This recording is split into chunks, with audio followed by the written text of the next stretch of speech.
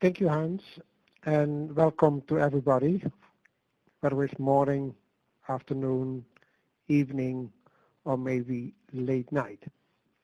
Thank you for joining us, and this time I have a presentation in the framework of the Odyssey Moore project, and I will deal with improved energy efficiency in the Dutch industrial companies, and especially through applying regulations more strictly.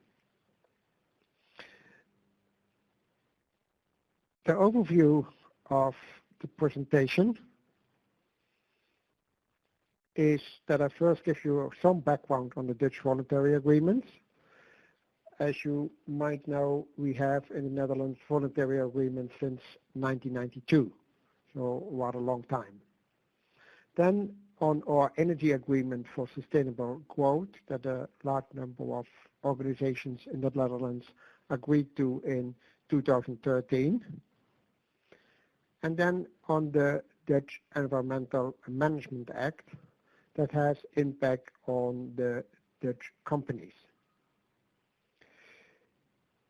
Potential savings were the starting point to get to a more strict application. And in the presentation, I will present two tools that should ease the more strict application. The main part will be on industrial voluntary agreements and how the more strict application of regulations has been done from 2014 onwards. In the implementation of energy saving measures, the progress check on the reports that companies produce, and the tightened check of the new energy efficiency plan that are foreseen for the next period. Before coming to the conclusions, I will give you the estimated impacts of the policies. So now going to the Dutch voluntary agreement. There are two kinds of agreements. One is the long-term agreement, and more recently, since 2009, the so-called energy efficiency covenant with the energy intensity companies from 2009 onwards. That we started in 92 with the long-term agreements or voluntary agreements. In 92, they were then renewed in 2000, and now we are in the third phase of long-term agreements from 2008 onwards. From 2008 onwards, the long-term agreements were only for the non-ETS enterprises and apart from industrial companies, others outside industry. Before also the so-called ETS enterprises, that are the enterprises that are included in the European Emission Trading Scheme, were in the long-term agreements number 1 and 2. For energy savings, we are looking to 3 elements: process efficiency, supply chain efficiency, and renewable energy. The ambition for this long-term agreement was to increase the energy efficiency by 30% in the period 2005-2020, so equal to, on average, 1.5% annually. The so-called ME covenant started in 2009 and is dealing with ETS enterprises and does not include renewable energy, with only process efficiency and supply chain efficiency. There was also no ambition in energy efficiency improvement, only that these companies should continue to be top runners globally. Here you see a list of all the agreement sectors that are ranging from textile industry, coffee roasting, but also the rail sector, ICT sector, the asphalt industry, so broad range. Today I will concentrate just on the industrial sectors that are included. The energy intensive one in the ME sectors are the metallurgy industries, breweries, and so on. So as you see, a much smaller group than the voluntary agreements as such. Some results. The voluntary agreements, as I said, have a target, and they are related to process efficiency, water efficiency, and the renewable energy. Up to now, they're making good progress, as you see in the red line, because later on the numbers I will use for the impacts are related to process efficiency only. For the energy intensive in the me covenant, you see that the process efficiency is a little bit lower over the years. But nevertheless, they also reach, since 2009 up to 2015, an aggregated energy efficiency improvement of about 8%. But that is much lower than the almost 18% that was reached in the voluntary agreements. What happens in 2013? A number of organizations, about 44, agreed together in the Energy Agreement for Sustainable Growth with 4 overarching objectives. An average energy efficiency saving of 1.5% per year. That should result to a reduction of 100 petajoule by the year 2020. So that is also a number that is rather often communicated as an estimated impact and target for the energy agreement. Additionally, that the share of renewable energy should be by 2020 14%. And in between at least 16% by 23 compared to the 4.5% in 2013. So a rather big effort in the years to reach that 14%.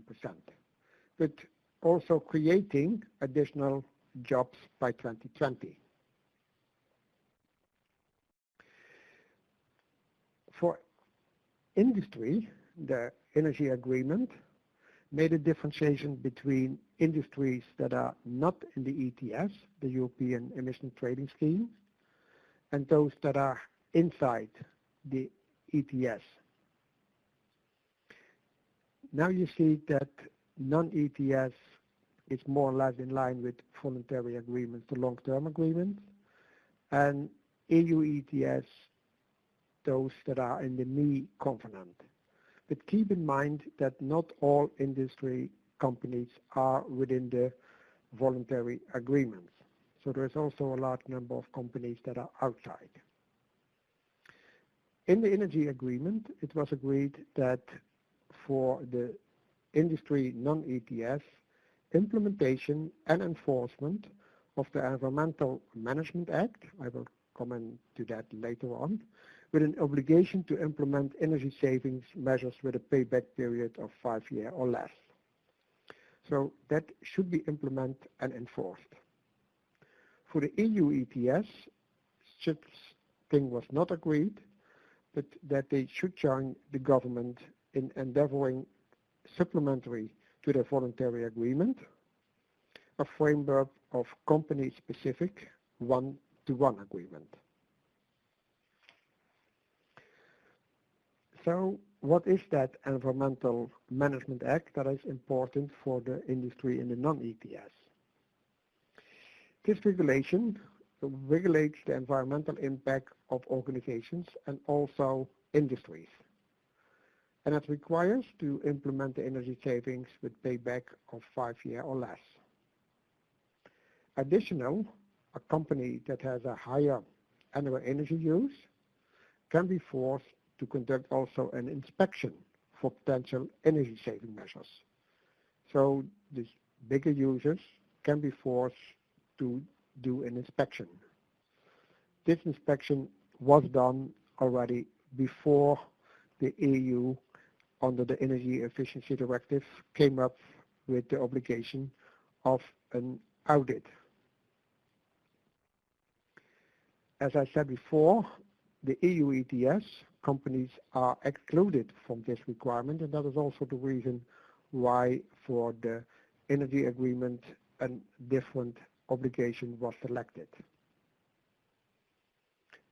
And what is important to notice is that in practice, the competent authorities, that are municipalities and regional authorities, did not give priority to enforcing this Environmental Management Act. So while there was this regulation, in practice it was not followed up by the competent authorities. In 2013, a study was published for the potential saving in case a more strict application of that Environmental Management Act would be done. And then you see the savings that could be in the range of 17 to 34 petajoule primary energy use. As you may also notice is that while the long-term agreement 3 has an energy use of 237 primary, their potential savings is relatively lower than those that are not in the long-term agreements. Their energy use is 50 to 75, while you see 5 could be reached there as the lowest estimate as impact. The reason why in LPA there is a relatively low estimate is that already they had the obligation to have energy efficiency plans and to report on their progress. As a background for you, in the period 2009-2012, about 2/3 of the measures that were included in the energy efficiency plan were implemented in practice. So that is the reason why the potential was lower relatively for those industrial companies in the long-term agreement than those outside.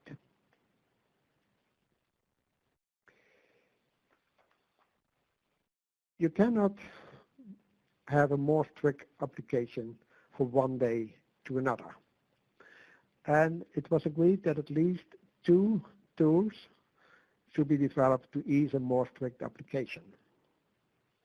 One is the list of tailored energy-saving measures.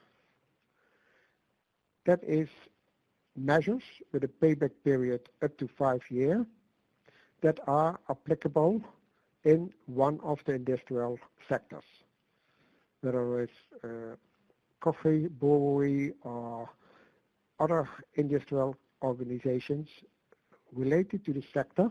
There was a tailored list developed. With that list, it should be easier for companies to research its potential for energy-saving measures, and it would be easier for competent authorities to control, because they had a list and could ask the companies, hey, why are you not implementing those? The development of this list was relatively slow, and up to now, they are only available for sectors outside the industry, like hospitals and schools. Another tool was a system of energy performance assessment. Organizations then conduct an energy scan itself or with the help of a private service company or energy advisor. To develop such energy performance assessment, by May 2016, there were only 9 pilots of such energy performance assessment, or EPKS, the Dutch abbreviation. In 2017, it is foreseen that based on these pilots, there will be a system of energy performance assessments available in general for all the companies. So these 2 tools were for everybody.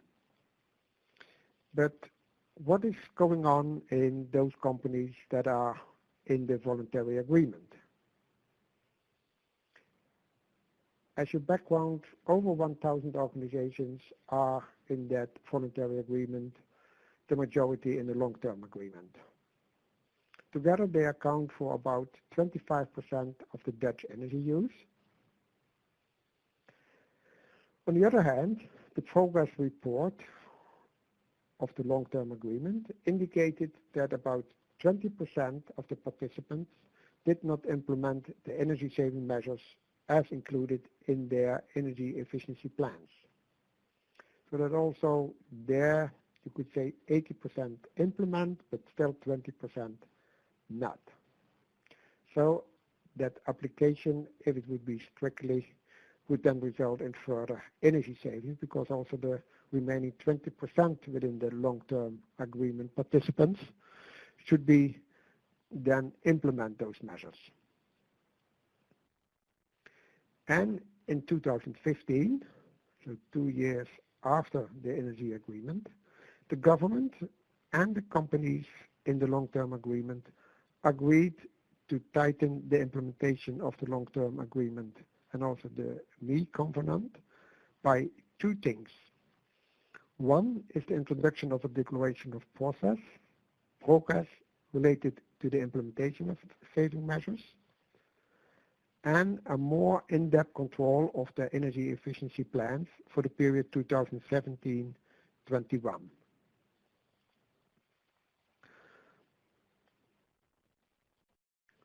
Going to the progress. In 2014 and 2015, that improved progress check results that in 2014, 22 and in 2015, 34 participants did not fulfill their energy savings obligations as specified in their plans. And as a result, they didn't receive a declaration of progress from RWO.nl, Netherlands Enterprise Agency. That also means that they didn't fulfill their obligations, and that is clear by that missing declaration. So it is a clear starting point for the competent authorities to take action. They don't need to check whether it is the situation, it is proof because the declaration of progress is missing.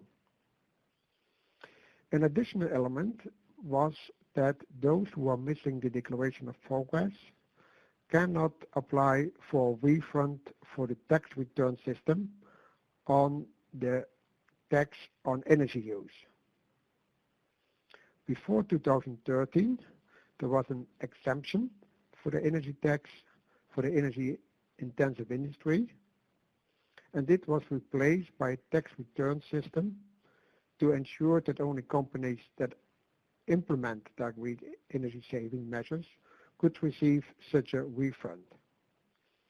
So the exemption was replaced by the possibility to get a refund.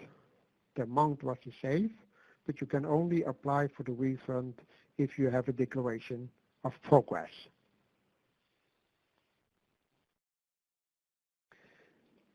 Then the other element was the tightening of the check of the draft energy efficiency plans. Because there was a new period of 4 years that companies had to develop a new energy efficiency plan for the period 2017-21. To check this, the checklist that RVO are using now includes measures that other companies within a specific sector already have taken. And with this checklist, it is checked whether such also is included in the plan of another company. And if it is not implemented earlier, that company has to demonstrate why that particular measure is not considered in the new energy efficiency plan. The companies received this measure list ahead of developing of their energy efficiency plan. And so they were informed that there would be questions whether they had included such a measure or not. And if they hadn't, they should provide reasoning why they are not planning to include, and that reasoning is then be checked. Also, it will be looked into whether there is a balanced set of measures in the plan, the so-called affordable one, that are those with a payback of less than 5 years, the conditional one, that are the affordable one, which are included together with a reason why they think they cannot do it immediately. And the provisional one are those that can be implemented depending on specific situations that has to be met first inside the company. And while before energy efficiency plans could be approved that holds only conditional or provisional measures, that is at the moment no longer possible. So those are no longer approved, and at least this set should be there, including a number of the affordable one. Just to give you also some information of the EU ETS companies and their additional company-specific agreements. By the end of 2016, so last year, there were only 3 of such agreements. Far not enough to get the additional 9 petajoule of energy savings as included in the energy agreement. This was the reason for the Ministry of Economic Affairs to start preparing an obligation scheme for the individual companies that will start on the 1st of January 2018, so next year. This announcement results that last April, so very recently, the companies came with an additional agreement. And with this additional agreement, the ministry said, okay, we stop the preparation of that new obligation scheme. Because there came a company-specific agreement in total delivering 9 petajoules, so the original 9 petajoules in the energy agreement. And in general, each company has to provide savings related to its energy use, but ensuring that in total it sums up to savings of 9 petajoules. There is an exchange of savings between the companies possible, and additional there is a private system of financial sanctions. So it is not the government that comes with the financial sanction, but a private system of the companies where a company that doesn't fulfill its savings has to pay in that fund, and the finance generated from these sanctions will be used for energy saving measures in other companies. How that will function is in the future, but that is what the companies agree to and will report in the future on that. So there are at the moment no more results than this process for the ETS EU companies in the Netherlands. So what impacts we have estimated up to now? The impacts that are published in the so-called National Energy Outlooks. We started with this in 2015, and there are now 2015 and 2016 National Energy Outlooks.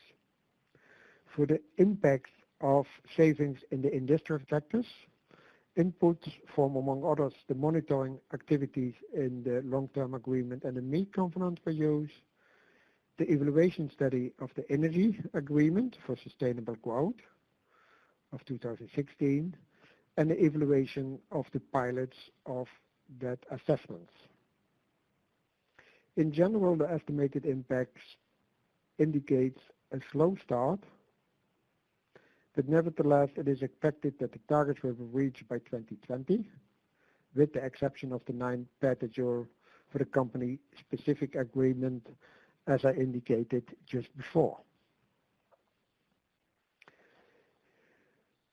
Here you see the impacts that were estimated by the year 2016. And up to 2016, the more strict control of the environmental management action in industry was only a saving of 0.2 to 0.5 petajoule. The others showed no estimated savings by 2016. But what are expected for the next year? By 2020, we expect to get the numbers that are in the target of the energy agreement for the improvement of the ME covenant. The target was 0.5 petajoule, and the recent expectation in the National Energy Outlook NEV were at least 0.6. So that is above the target. The improvement of the long-term agreement, target of 0.3, expectation by 2020 at least 0.4, so also a little bit above. The more strict control of the Environmental Management Act for industry outside the long-term agreement, they expect 1.7 up to 5.5. That is in the range of that 1 to 8 petajoule that was in the energy agreement, but are up to you to judge whether it's overshooting or just in between, but at least it is expected to reach this amount of numbers. The company-specific agreement, you see the very low number, but that was based on just the 3 agreements that were available by the end of 2016. So I'm moving, after almost half an hour, to the conclusions. So in general, for the participants in the industrial voluntary agreement, the implementation of the energy agreement resulted since 2014 in a more strict control of the implementation of energy savings measures. As a result, in 2014 and 2015, a relatively small number of participants did not receive a declaration of progress. It is about less than 5% of the participants. As I mentioned before, in 2013, about 20% did not implement the energy saving measures. So the improved check results in a higher number of companies that implemented the energy saving measures.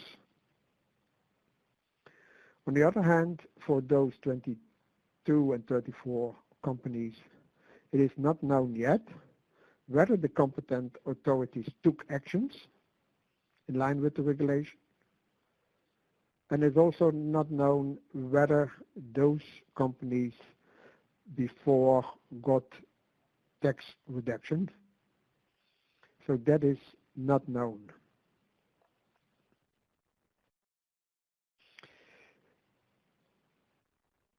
I hope from the presentation it also became clear for you that the vast majority of the not participating companies in the voluntary agreement are not yet really got a more strict control of the Environmental Management Act, but is expected to start somewhere this year, especially as also additional manpower came available in the regional authorities to check and control the companies.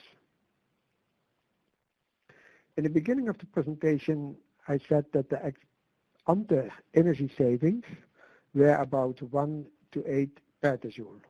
Please keep in mind that the numbers I presented first were in petajoule primary with a conversion factor of 2.5, and this is just petajoule. So compared to those targets, they were not too optimistic if you compare that with the potentials.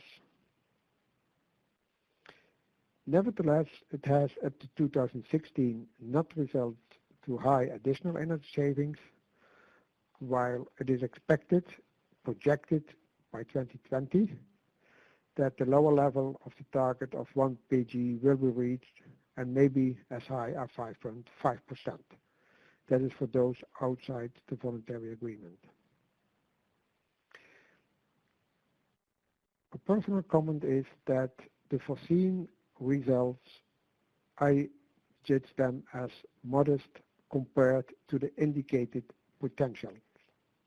Whether that is related to how the potentials were estimated or whether the practice there is a larger delay in implementing measures than expected, it is not clear for the moment. I thank you for your attention.